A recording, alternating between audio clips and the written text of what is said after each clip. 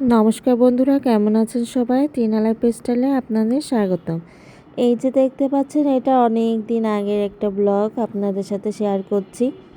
এই যে আসলে এই দিনটায় আর কি চৈতি আমাদের মামাতো ননদের জন্মদিন ছিল, তাই আর কি আমরা সবাই মিলে সন্ধ্যাবেলায় রেড টাউনে একটু খাওয়া দাওয়া করেছিলাম। এই যে কেক কাটিং করেছিলাম। আর ছেলে মেয়েরা তো রেড টাউনে গেলে খুবই মজা পায়, কারণ এখানে খেলার একটু জায়গা আছে, মেয়েও খুব মজা পায়।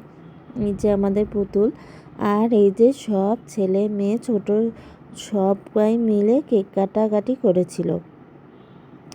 এই যে ওদের ছেলে মেয়ে দুইজন যমজ, আপনারা জানেনই তো। এই যে দেখতে পাচ্ছেন, আর এই যে ক্রিম থাকলে ক্রিমই খাবে সব বাচ্চারা। এই যে ননদ বৌদিরা একটু ভিডিও করলাম, আর এই যে আমার বর, এই যে দুই দেবর, এই যে ননদরাও আছে।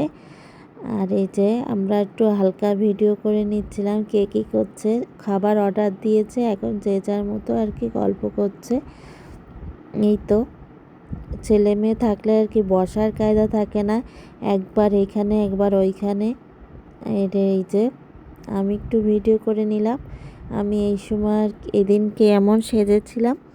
এই যে খাবার চলে এসেছে, প্রথমেই সুবন্ধন আমরা সবাই মিলে খেলাম। মামি আলাদা বসেছে, কারণ মামির নায়ক আর কি ঝামেলা করতে পারে, তাই আর কি আলাদা স্বভাবে বসেছে। এই যে আমরা একটু ভিডিও করে নিলাম। এর মধ্যে একটা কাণ্ড ঘটলো।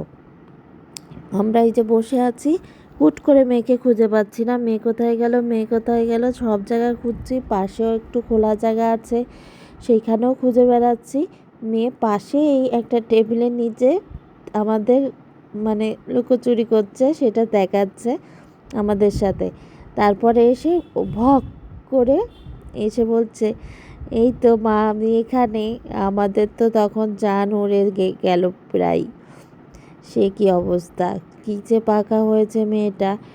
এই যে আমি খাইয়ে দিব, খাবে না, নিজে হাত দিয়ে খাবে। এই দেখেন পাকা বুড়ি কেক খাচ্ছে, পাকা বুড়িটা কেক খাচ্ছে।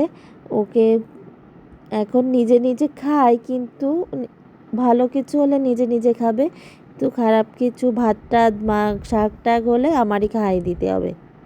এই যে ছোট একটা ব্লগ আপনাদের সাথে শেয়ার করলাম। ভালো থাকবেন, টিনা লাইফ স্টাইলের সাথেই থাকবেন। ধন্যবাদ।